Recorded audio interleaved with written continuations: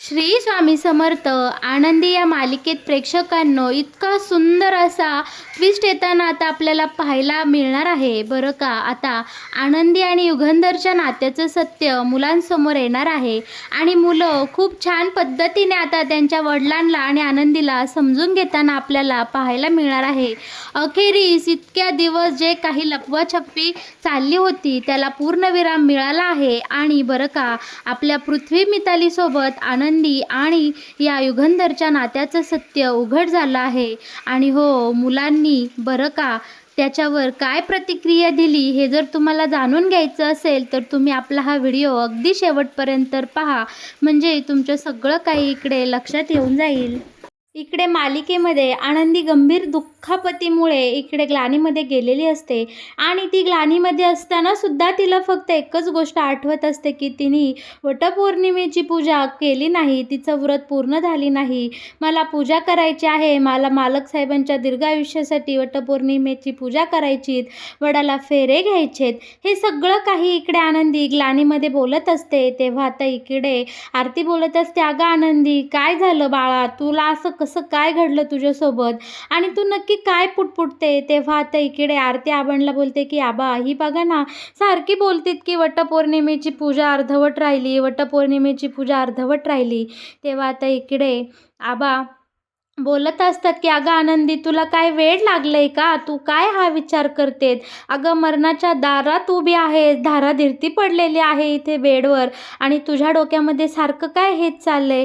तेव्हा आता इकडे युगंधर फोन करतो आपल्या शिर्केंना आणि विचारतो की तुम्ही कुठे आहात, नक्की काय झालं, इकडे गोळ्या औषधांची कमी भासते, तुम्ही लवकरात लवकर वाड्यावर या, सगळ्यात मोठ्यातल्या मोठ्या मेडिकलला फोन करा आणि पटकन इकडे औषधांची व्यवस्था करा. तोपर्यंत बरं का इकडे आनंदीला खूप थंडी वाजून आलेली असते आणि तिचं शरीर इकडे थरथर कापू लागलेलं असतं. आरती खूप घाबरून जाते आणि डॉक्टरांना बोलवते की डॉक्टर लवकर या ना, बघा आनंदी कशी करते, आनंदीला काय झालं आहे. तेव्हा डॉक्टर आनंदीजवळ येतात आणि बोलतात की गोळ्या औषधं आल्याशिवाय मी पुढची कोणतीही ट्रीटमेंट करू शकत नाही. जेव्हा इथे गोळ्या औषधे येतील तेव्हाच तुम्ही मला आवाज द्या, तेव्हाच तुमच्या आनंदीला बरं वाटणार आहे, तिची ट्रीटमेंट पूर्ण होणार आहे. पण इकडे युगंधर आनंदीजवळ येतो आणि पाहतो तर काय, आनंदीच्या तोंडी फक्त वटपौर्णिमा, वटपौर्णिमेचं व्रत अर्धवट राहिलं, याच गोष्टी सतत चालू असतात. आरती रडत रडत इकडे मालक साहेबांना सांगते की बघा ना, आनंदी कशी करते, तिचा हातपाय कसं कापरतात, ती टणाटणा उडते. तेव्हा आता नर्सला इकडे आरती आवाज देते. नर्स आनंदीला एकदा बघतात, चेकअप करतात, तर पाहतात तर काय, इकडे नर्स सांगते की आनंदीला खूप ताप चढला आहे आणि तिला खूप थंडी वाजते, म्हणून तिचं शरीर असं उडू लागलं आहे.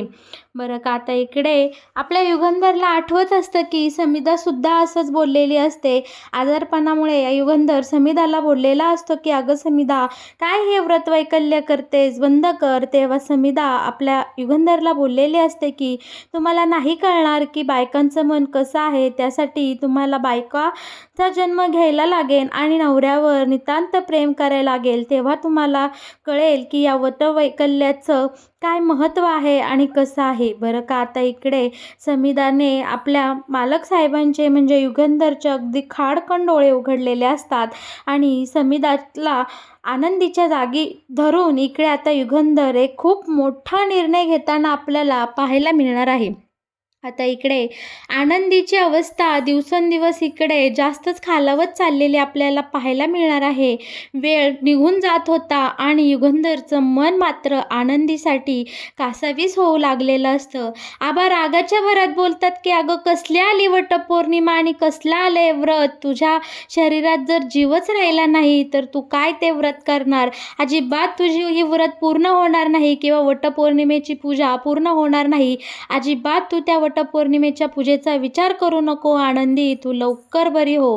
तेव्हा आता इकडे युगंधर येतो आणि सगळ्यांसमोर त्याचा मोठा निर्णय सांगतो. बोलतं की आनंदीचं व्रत अर्धवट राहणार नाही, कारण ते मी पूर्ण करणार आहे. आनंदी वटपौर्णिमेचं व्रत मी पूर्ण करतो, वडाला फेरे मी घेतो आणि तिचं व्रत कशाप्रकारे पूर्ण करतो हे मी बघाच, असा विश्वास आता इकडे युगंधर आनंदीला देतो. शिल्पा बोलते की अरे तू काय बोलतोय, तुझं तुला कळतंय का? तेव्हा आता इकडे युगंधर बोलतं की हो ताई, मला चांगलंच कळते की मी काय बोलत आहे आणि माझा निर्णय झालेला आहे. आनंदीचं राहिलेलं वटपौर्णिमेचं व्रत मी पूर्ण करणार आहे. आनंदीच्या दीर्घ आयुष्यासाठी, आनंदीच्या चांगल्या आरोग्यासाठी मी हे व्रत पूर्ण करतो. आणि आता युगंधर इथून निघून जातो. मिथालीला मात्र प्रश्न पडलेला असतो की ह्या आनंदीसाठी बाबा का व्रत करणार आहे, नक्की या दोघांचं काय नातं आहे. बरं का आता इकडे युगंधर माईला बोलतो की माई ऐक ना, मला तू सांगशील का व्रत कसं पूर्ण करायचं, काय करायचं, तू माझ्यासाठी मला हे व्रत सांगशील का? मला करायचं आहे आनंदीसाठी हे व्रत, ही पूजा पूर्ण करायची. तेव्हा माई बोलते की हो चालतंय युगंधर, मी आणि धनश्री पुढं जातो, तोपर्यंत तू मागून ये, मी सगळे पूजेचं ताट तुला करून देते, तू तिथे वडाच्या झाडापाशी ये, मी तुला नक्की हे व्रत कसं पूर्ण करायचं ते मी तुला सांगते. बरं का इकडे आता पारावर म्हणजे वडाच्या झाडाखाली सगळ्या गावातल्या बायका इकडे आनंदी, धनश्री आणि माईंची वाट पाहत असतात. आता इकडे माईंना आणि धनश्रीला पाहून बायका विचारतात की खूप उशीर केलात पण आनंदी नाही आली का? तेव्हा माई आणि धनश्री बोलतात की आनंदी नाही येणार. तेव्हा आता इकडे सगळ्या बायका चर्चा करू लागतात की ह्या का बरं आनंदी आली नाही, ती इथं आता मालकीनबाई आहे म्हणून आम्ही तिकडे किती वाट पाहतोय आनंदीची, कारण आनंदीच्या आल्यानंतरच आम्ही सगळ्याजणी पूजा करणार होतो. म्हणलं यंदा मालकीनबाईंसोबत वटपौर्णिमेची पूजा करायची, हा सण साजरा करायचा. पण इतका मोठा सण असताना मालकीनबाई का आल्या नाही? मालक साहेबांसाठी त्यांना वटपौर्णिमेची पूजा करायची नाही का? इकडे धनश्री बोलते की नाही, आनंदी नाही येऊ शकणार. पण इकडे आता सगळ्या बायका चर्चा करतात, तितक्यात इकडे युगंधर येतो आणि धनश्री बोलते की भाऊजी तुम्ही? तेव्हा आता इकडे बायका बोलतात की मालक साहेब तुम्ही इकडं काय करतात? तेव्हा मालक साहेब बोलतात की मी माझ्या बायकोसाठी वटपौर्णिमेची पूजा करायला इकडं आलो आहे. तेव्हा बायका तोंडावर हात ठेवतात आणि बोलतात की हे कसं शक्य आहे? वटपौर्णिमेची पूजा करणं हा फक्त महिलांचा सण आहे, एका सुवासिनीचा सण आहे आणि तुम्ही हे का करणार? तेव्हा आता इकडे युगंधर खूप चांगल्या आणि सुंदर शब्दामध्ये गावातल्या सगळ्या बायकांना समजावून सांगतो की माझी बायको तिकडे मरणाच्या दारात उभी आहे, पडलेली आहे आणि म्हणूनच मी तिच्यासाठी ही वटपौर्णिमेची पूजा करण्यासाठी आलो आहे. तिच्या दीर्घ आयुष्यासाठी, तिच्या आरोग्यासाठी मला ही पूजा करायची आहे. तेव्हा बायका बोलतात की मालक साहेब शास्त्रामध्ये असं लिहिलेलं नाही की एका पुरुषाने वटपौर्णिमेची पूजा करावी. आणि बरं का इकडे आता गावातल्या बायकांना मालक साहेब बोलू लागतात की ज्यावेळी एखाद्या पुरुषासाठी एखादी महिला उपास करते किंवा त्याच्या दीर्घ आयुष्यासाठी उपास तापास करते, तेव्हा त्या पुरुषाला खरंच चांगलं वाटतं ना. तसंच आपल्या बायकोसाठी उपास करण्यासाठी पुरुषाला कोणती बंधनं नाही का, कोणता वार नाही किंवा कोणती थित नाही. तसंच आता मी आज ज्या प्रकारे सती जाण्याची प्रथा बंद झाली, त्याचप्रमाणे आता आजपासून हा मालक साहेब, हा युगंधर निंबाळकर अशी प्रथा पाडतो की बायकोच्या दीर्घ आयुष्यासाठी 7 जन्म हीच बायको मिळावी म्हणून वटपौर्णिमेच्या दिवशी मी स्वतः युगंधर निंबाळकर वडाच्या झाडाला फेरे मारणार आणि ही प्रथा चालू करणार. बरं का आता इकडे सगळ्यांना आपल्या युगंधरचं बोलणं पटलेलं असतं. अगदी धनश्रीलाही इकडे युगंधरच्या वागण्यामुळे आनंद मिळालेला असतो. तीही कुठेतरी मनोमन बोलत असेल की नवरा असावा तर भाऊजींसारखा. आनंदीसाठी किती प्रेम आणि माया आहे त्यांच्या मनामध्ये. खरंच युगंधरला स्त्री जातीचा खूप अभिमान आहे, तो खूप इज्जत करतो, हे यावरून सिद्ध झालेलं असतं. आता इकडे माईंच्या सांगण्यानुसार युगंधर अगदी रीतीप्रमाणे वडाच्या झाडाची पूजा करताना आपल्याला पाहायला मिळणार आहे.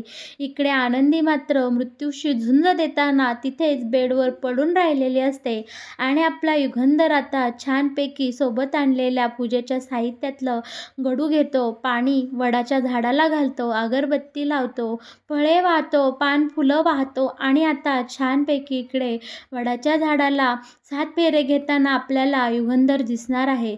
दुसरीकडे युगंधरची पूजा चालू असताना पृथ्वी मात्र नेमका त्याच वेळी त्या ठिकाणी आलेला असतो आणि इकडे आपल्या बापाला वडाच्या झाडाची पूजा करताना पाहून पृथ्वीच्या पायाखालची अगदी जमीनच सरकलेली असते.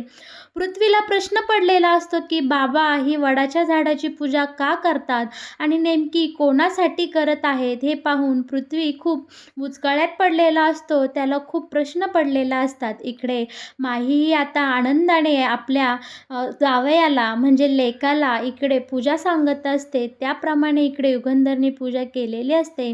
इकडे युगंधरची पूजा चालू असते तर इकडे आपल्या आनंदीला खरंच त्या सगळ्या गोष्टीचा गुण येत असतो. आनंदीची तब्येत इकडे थोडी थोडी बरी व्हायला लागलेली असते.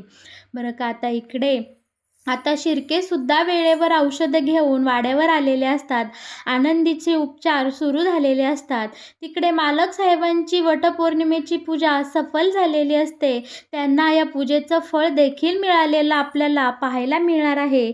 इकडे आपल्या आनंदीच्या तब्येतीत सुधारणा होताना सगळ्यांनाच पाहायला मिळणार आहे.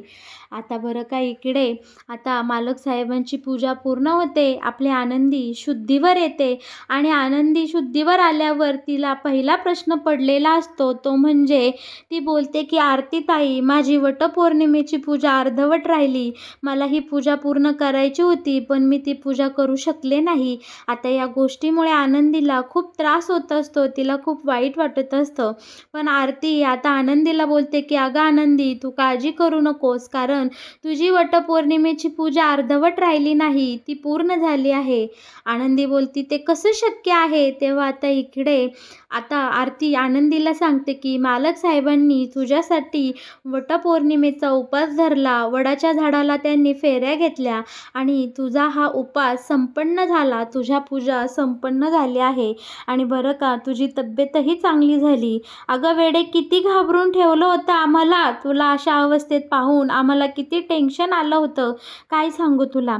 आनंदीला मनोमन खूप आनंद झालेला असतो. तिला छान वाटलेलं असतं की खुद्द मालक साहेबांनी तिच्यासाठी उपास तापास केले आणि वडाच्या झाडाला 7 फेरे घेतले. या गोष्टीने आनंदी खूप आनंदून जाते. पण लगेच दुसऱ्या क्षणी आनंदीच्या मनात एक प्रश्न येतो. तो म्हणजे की जर मालक साहेबांनी माझ्यासाठी पूजा केली आणि ती जर मुलांनी पाहिली असेल तर, म्हणजे याचा अर्थ मुलांना कळलं असेल आमच्या नात्याचं सत्य. मालक साहेबांनी असं करायला नको होतं. आता मुलांना काय उत्तर देतील हे, आणि त्यांनी उगाच माझ्यासाठी पूजा केली. आता बरं का, इकडे आपल्या आनंदीने ह्या दुसऱ्याच गोष्टीचं टेन्शन घेतलेलं असतं आणि तिला खूप आता रडू येऊ लागलेलं असतं. आनंदी आरतीला बोलते की आरतीताई, सर तू बाजूला हो, मला उठलं पाहिजे, मला मालक साहेबांना भेटलं पाहिजे, त्यांना विचारलं पाहिजे की मुलांना आपल्या नात्याचं सत्य कळलं की नाही. पण इकडे आरती आनंदीला समजावते आणि बोलते की अगं वेडे, तू जरा आराम कर, आपण या गोष्टींचा विचार नंतर करूयात. बरं का, आता प्रेक्षकांनो, इकडे युगंधर वडाच्या झाडाची पूजा करून घरी आलेला असतो आणि शिर्केंनी त्याला फोन करून सांगितलेलं असतं की आनंदी शुद्धीवर आली आहे, तिची तब्येतीमध्ये सुधारणा झालेली आहे. इकडे मनोमन आता युगंधरला खूप आनंद झालेला असतो आणि त्याचा या वडाच्या पूजेवर किंवा या सगळ्या रूढी परंपरांवरचा विश्वास अगदी दृढ झालेला असतो. आता इकडे युगंधर घरी आल्या लगेच सगळे हॉलमध्ये जमलेले असतात आणि पृथ्वी तर अगदी तलवार काढूनच तयार असतो. म्हणजे तो आल्या त्याच्या वडिलांना प्रश्न विचारतो की युगंधर निंबाळकर, तुम्ही कुठे गेला होतात आणि हे पूजेचा थाळा तुमच्या हातात काय करतोय. तेव्हा आता इकडे विद्याधर या गोष्टीचा फायदा घेत मुद्दामून मध्ये बोलत असतो की हा दादा, कुठं गेला होता बायकांसारखी अशी पूजेची थाळी घेऊन, तू काय वडाच्या झाडाची पूजा केली का. इकडे आता हा विद्याधर हे प्रकरण कसं तापेल, याचा कसा भडका उडेल, या सगळ्या गोष्टींक बरोबर बारीकपणे लक्ष देताना आता आपल्याला पाहायला मिळणार आहे. तेव्हा आता इकडे युगंधर बोलत असतो विद्याधरला की तुझा यामध्ये काहीही संबंध नाही, तू मला कोण हे प्रश्न विचारणारा. पण इकडे आता पृथ्वी खूप तमाशा करतो आणि मुद्दामून इकडे वडिलांना विचारत असतो की मी स्वतः माझ्या डोळ्यांनी पाहिलं आहे की तुम्ही वडाच्या झाडाला फेरे घेत होता, तुम्ही मनोभावे वडाच्या झाडाची पूजा करत होता. ही पूजा तुम्ही कुणासाठी केली या प्रश्नाचं उत्तर आज मला हवं आहे. तेव्हा आता इकडे विद्याधर मुद्दामून इकडे मालक साहेबांना चिडून देतो आणि बोलतो की दादा सांग, तुला समिधा वहिनीची शपथ आहे, आज या गोष्टीचा सोक्षमोक्ष होऊन जाऊ दे. जे काही सत्य तू लपवलं आहे ते आज पोरांसमोर येऊ दे आणि सांग पोरांना की तू कुणाच्या नावाने पूजा करायला गेला होतास, तू वडाला कोणाच्या नावाने 7 फेऱ्या मारल्या आणि तू वटपौर्णिमेची पूजा का केली. या सगळ्या प्रश्नांची उत्तरं आज मुलांना मिळालीच पाहिजे. तेव्हा मिथाली ही समोर येते आणि विचारते की बाबा, आजवर मी तुम्हाला कोणत्याही प्रश्नाचं कधीही उत्तर मागितलं नाही, पण आज मलाही प्रश्न पडला आहे की तुम्ही ही पूजा का केली आणि कोणासाठी केली. बरं का, आता शिल्पा इकडे मात्र मध्यस्थी करत मुलांना समजावत असते, विद्याधरला गप करत असते, युगंधरला बोलत असते की अरे बास करा, तुम्ही हा विषय मिटवा, प्रत्येकजण आपापल्या खोलीत जा. पण इकडे आता हा विषय खूप गरम झालेला असतो, इकडे वातावरण खूप पेटलेलं असतं आणि रागाच्या भरात आता इकडे आपला युगंधर बोलतो की अरे मी काय तुम्हाला घाबरतोय का, सांगून टाकतो की मी ही पूजा कोणासाठी केली. देवा ब्राह्मणाच्या साक्षीने संपूर्ण गावासमोर मी आनंदीसोबत लग्न केलं आहे आणि आनंदी इकडे मृत्यूशी झुंज घेत आहे, मृत्यूच्या दाराशी उभी आहे आणि तिला दीर्घ आयुष्य लाभावं, तिला उत्तम आरोग्य मिळावं म्हणून तिची राहिलेली वटपौर्णिमेची पूजा मी आनंदीसाठी केलेली आहे. आनंदी माझी बायको आहे आणि तिच्यासाठी व्रत वैकल्य करण्याचा मला पूर्ण अधिकार आहे, म्हणून मी आनंदीच्या दीर्घायुष्यासाठी ही वटपौर्णिमेची पूजा केली, वडाला 7 फेरे घेतले. यावर तुझं काय म्हणणे आहे.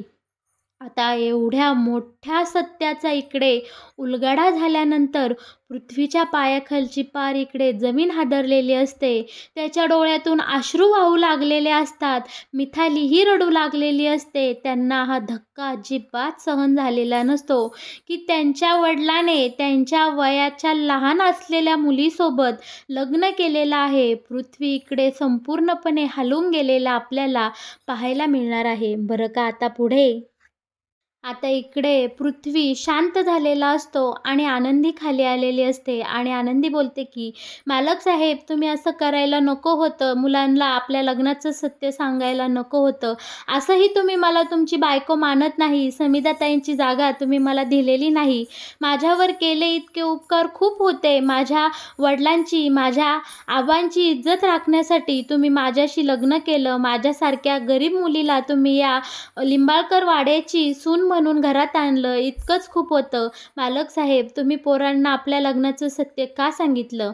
तेव्हा आता इकडे पृथ्वी आणि मिथाली आनंदीजवळ जातात आणि विचारतात की आनंदी, नक्की काय प्रकार घडला आणि तुम्ही दोघांनी का लग्न केलं. तेव्हा आता इकडे आनंदी सांगू लागते की पृथ्वी सर आणि मिथालीताई, माझ्या लग्नाच्या दिवशी भर मंडपातून मला ह्या तुमचा चुलता, तुमचा लाडका काका विद्याधरने मला लग्नातून पळवून नेलं, एक रात्र मला गायब केलं आणि दुसऱ्या दिवशी गावामध्ये आणून सोडलं आणि बोलला की माझं आणि आनंदीचं सगळं काही घडून गेलं आहे, आता आनंदीसोबत कोण लग्न करणार. माझं ठरलेलं लग्न मोडलं आणि माझ्यासोबत कोणीही लग्न करायला तयार नव्हतं. तुम्हाला तर माहीत आहे माझी काय परिस्थिती आहे ते. माझे आबा इकडं मालक साहेबांसमोर गेले आणि माझ्यासाठी न्याय मागू लागले.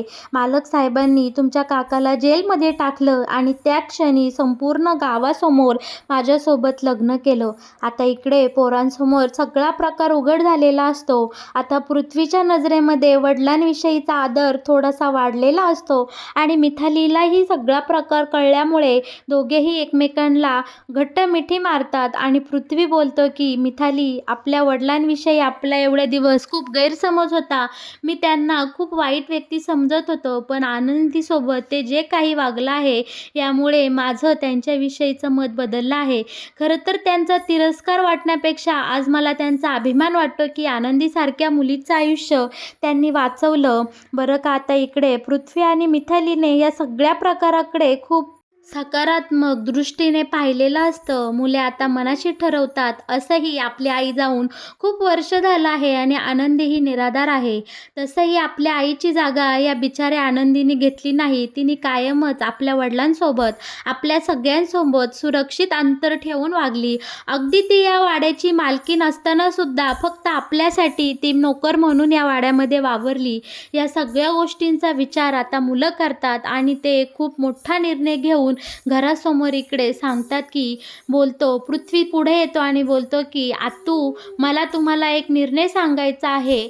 मी माझ्या वडिलांचं आणि या आनंदीचं पुन्हा एकदा लग्न लावणार आहे. इकडे आता मिथाली आनंदीला समोर आणते. पृथ्वी त्याच्या वडिलांचा हात हातात घेतो. दोघेही आनंदी आणि युगंधरचा हात एकमेकांच्या हातात देतात आणि बोलतात की लवकरच आमच्या डोळ्यादेखत आम्ही या दोघांचं लग्न लावून देणार आहे. आणि हा निर्णय संपूर्ण घरातल्या माणसांना हे एकदम स्पष्टपणे सांगतात. त्यामुळे माईंना मात्र खूप आनंद झालेला असतो आणि घरातले सगळेच खुश झालेले असतात. आरती आणि आबांनाही खूप छान वाटलेलं असतं. आनंदीही मनोमन इकडे खुश होऊन गेलेले असते. पण शिल्पाला मात्र या सगळ्या गोष्टीचा खूप मनस्ताप आणि त्रास झालेला असतो. ती मात्र या गोष्टीला पूर्णपणे विरोध करताना आता आपल्याला पाहायला मिळणार आहे. तर मग प्रेक्षकांनो, कसं वाटलं तुम्हाला आनंदी या मालिकेत येणारं हे नवीन वळण? तुम्हाला याविषयी जर काही बोलायचं असेल तर तुम्ही नक्कीच आपल्या कमेंट बॉक्समध्ये तुमच्या सगळ्यांच्या प्रतिक्रिया कळवा. शिवाय तुम्हाला जर हा व्हिडिओ आवडला असेल, असेच आनंदी या मालिकेचे नवनवीन ट्विस्ट तुम्हाला सगळ्यात आधी पाहायचे असतील तर तुम्ही आपल्या या चॅनलला लवकरात लवकर सबस्क्राईब करा आणि हो, आपल्या व्हिडिओला लाईक केल्याशिवाय कुठं जाऊ नका.